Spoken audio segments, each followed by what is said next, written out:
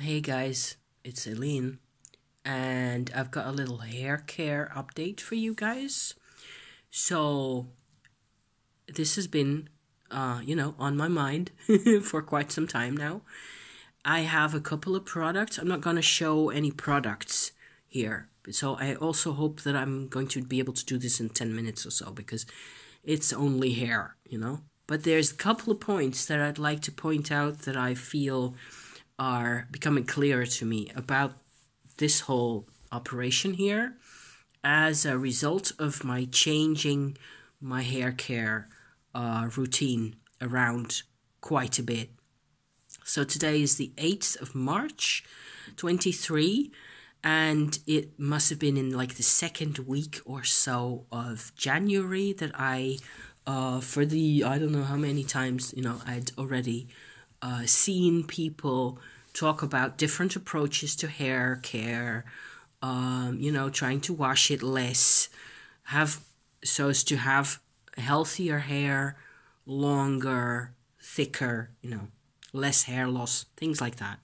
So what you see here is actually, as you can tell, this hasn't been recently washed. It's hair that has been on for a week, and tomorrow's Thursday is actually my normal hair washing day. And there's something to that period. I jumped from washing my hair every third, fourth day to once a week. So every seventh or eighth day in one go from early January. So that was my main change. I realized, or I understood also from other people's videos and things, that this has everything to do with hair loss. And because I'm in menopause and I have stress issues all my life, welcome to the tribe. And so the combination of those things, I really personally feel that a different approach to my hair care gives me a better chance to relax, to have, not only because I'm not constantly, soaping and washing and making sure it looks okay. That's one aspect of it, but also physically and really like in there. It's the major, I think, plus side to this whole new approach for me.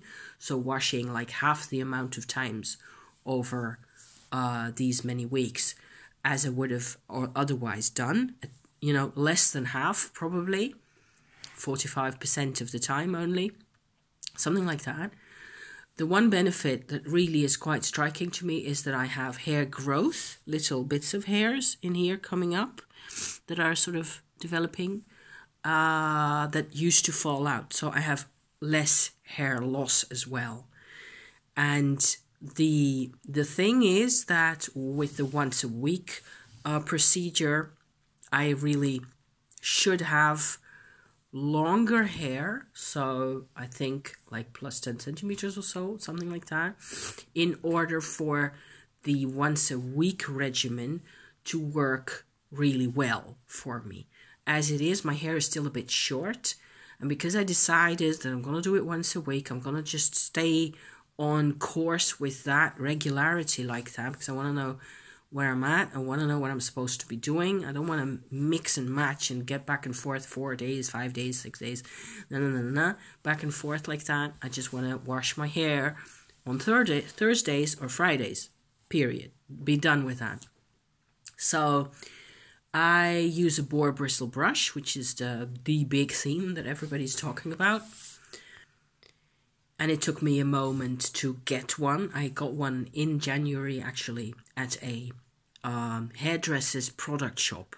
So not a normal chemist, not a normal supermarket, none of those, actually, none of the normal shops that I have access to, except for a shop that actually retails hair care products for hairdressers. So a lot more tools, a lot more brushes, like I don't know how many hundred kinds of brushes that. It wasn't a big shop. It was just in a small town over yonder. So not too far from here. That boar bristle brush is making all the difference. 100% boar brushes. Boar bristles. It comes from Belgium, and it was quite affordable. I didn't want to buy anything online. Most of the items I found online that actually were 100% boar bristle brush were like more expensive, so 20 to 30 euros or something like that. And I wanted to get a feel for what it was that I was doing. And with the volume of hair that I have, which isn't like this much yet, I didn't need like what they showed most often when I was Googling this stuff, like the big oval kinds of brushes, like this size, all bristles. I get tangled in there and I end up pulling out more hair than I want to. So it is counterproductive. So picking the right shape of brush is essential. But it turns out, and that's my main point here actually, that this whole approach, less washing and more bristle brushing, the combination of those two, really gives me more control over my hair, funnily enough, in a way that it makes me be friends with my hair much more than I've ever been before. In the old days, when I was a teenager, I used to have similar hair to this, probably a lot more straggly even, and I washed it once a week because we didn't do anything about self-care and hair care, and it was just get yourself to school, and I shampooed with whatever I had in the house, and it was awful. So I had no hair care at all, and I think I discovered conditioner when I was like 20 or so, or 23 years old, something like that. My mom had no clue about conditioners and hair products and things like that. So, let alone organic hair care products, which are that much less aggressive on your whole scalp and all that stuff, So that's where I come from in terms of hair care, zero hair care, And then through the years, I've had a couple of situations where obviously my hair wasn't, fashionably clean enough and not presentable enough. And all everybody ever told me was wash more often and rinse like crazy and make sure that you have, use whatever the heck the industry was giving, at the time. It was never good enough. It was never satisfying. And it turned out that, like in many cases, I think, and this is why it's also menopause related for me, is that the society or conformism, as we, tend to believe in those things, often... I had to pause and cough. I have still got some congestion here. Other than that, I'm fine. So, it tends to be, it's like it's not your own hair. And it causes stress on a physical level, on a visceral kind of a skin level, scalp level. I believe then it is that much easier for stress levels that you have in normal life, as you live your life anyway, to get in there when you already have a sense of insecurity. Whereas I am sort of, what's happening for me now is I'm kind of rebonding with my hair through this whole treatment. I am accepting the greasiness as it stands, at the moment. I don't even think it looks that horrible, just to be honest, I said this a couple of times before in previous hair care, episodes on this channel.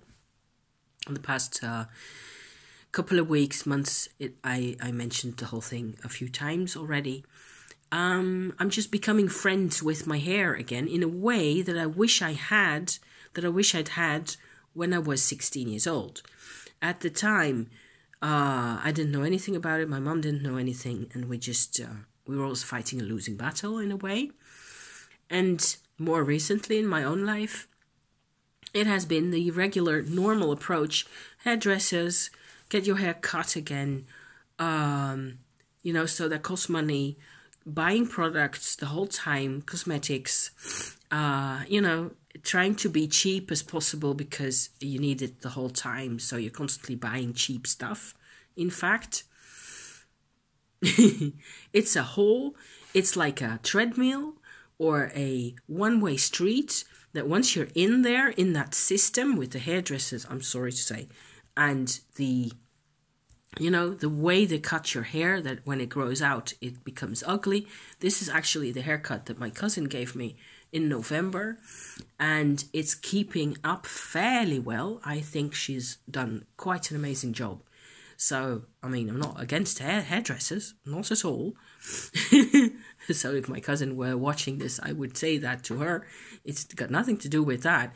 It's just that I would like this, what I need at 56 years old, I need a better relationship with my body in many ways, because I can't count on my hormones to do a cycle for me through the months where I get a lot of, for me, how that always has worked out, release of stress, release of toxins, hydrate sufficiently, and then life can happen. Life can just do its thing.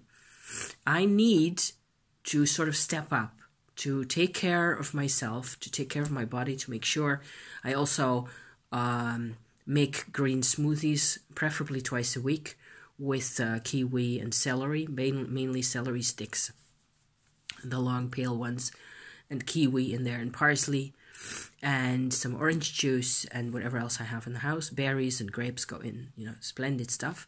I need that stuff. It's imperative. I can't get out of needing that at least once a week. And if too many days pass, I get sore, I get muscle aches. It's menopause. That's what it does. So everything I can do to make myself happier with my body, with my muscles, with my tendons, with my scalp and my hair, I am going to try that out.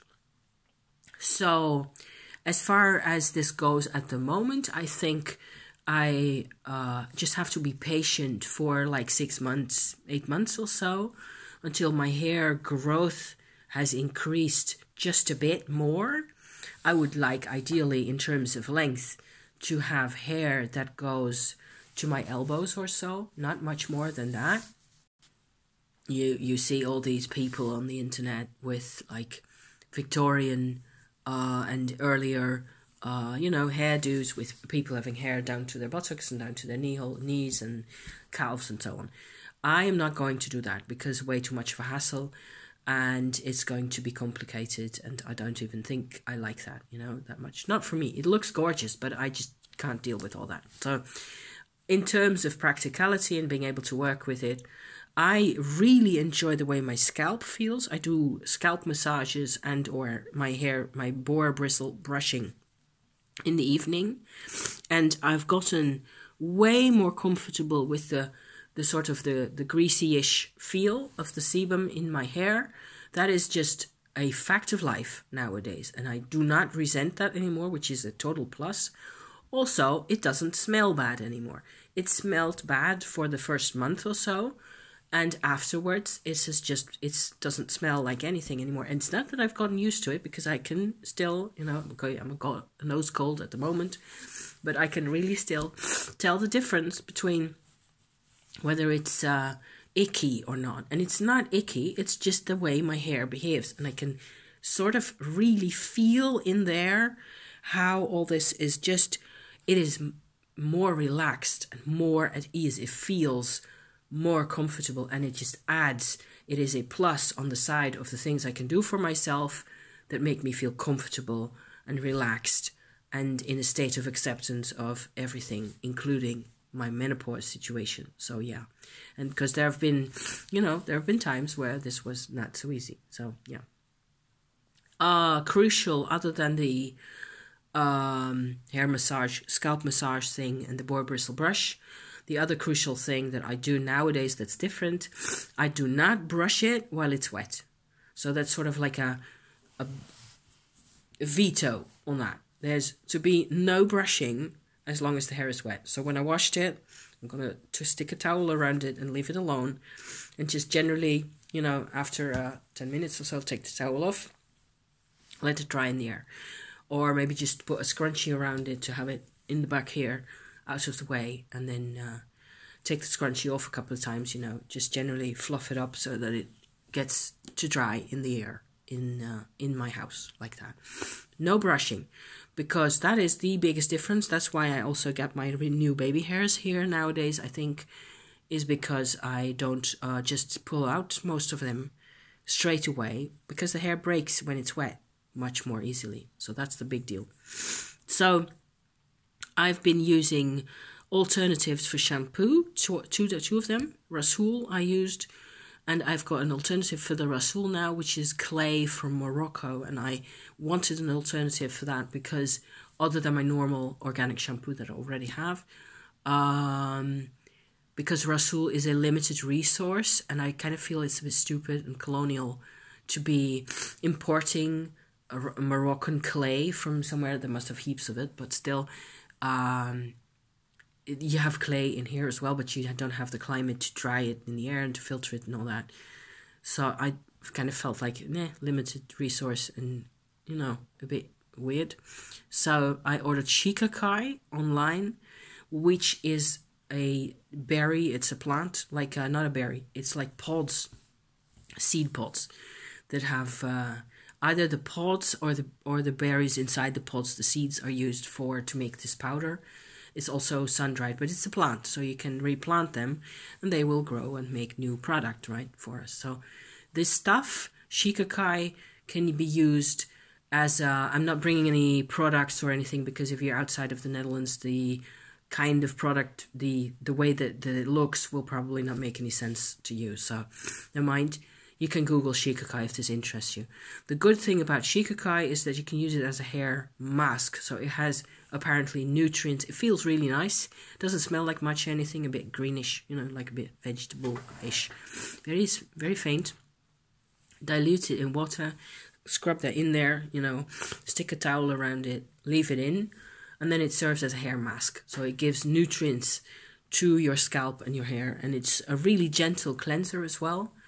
I used it that way for the first time last week, and I have I tried a thing which I also tried with my Rasool, is to do a dry use of that. So stick it in, so you have a bit of water, it becomes a kind of muddy business, and you rub it in there, leave it in for a while, and then sort of try and brush it out, whereas it also is already almost dried in, and try to brush that out. That didn't really work. With the Rasool it was worse. My hair gets really static, and it blows up, and it goes really crackly, and it's kind of funny, but not what you want.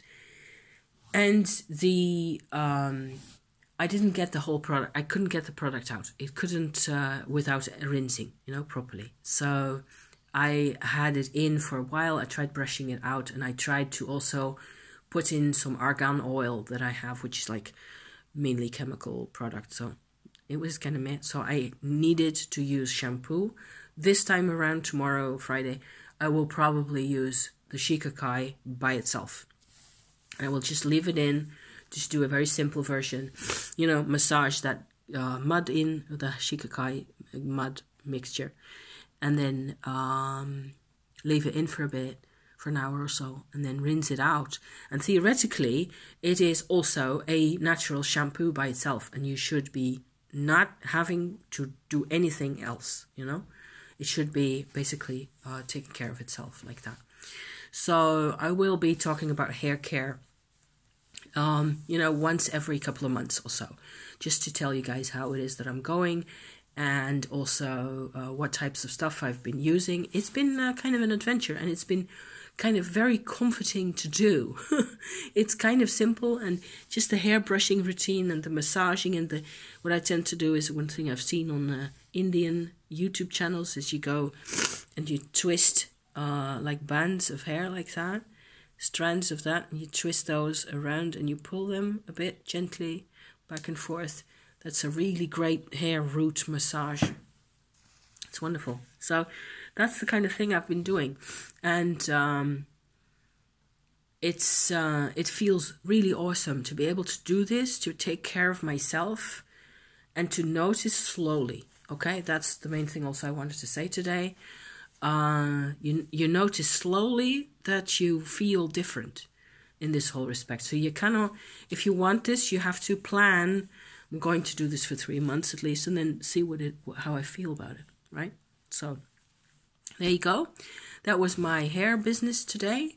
I have something else I wanted to talk about, and I may try to do that later today after I've had another cup of coffee or so. Thank you for watching, you people. And I don't have a perfect voice at the moment. It's March, and it was snowing all morning. I've been to the market in the snow, so in March. Nuts. Anyway, thank you for watching. 20 minutes. Double of what I said I was going to do. Thank you, bye babies. Bye-bye. Ciao. Next time.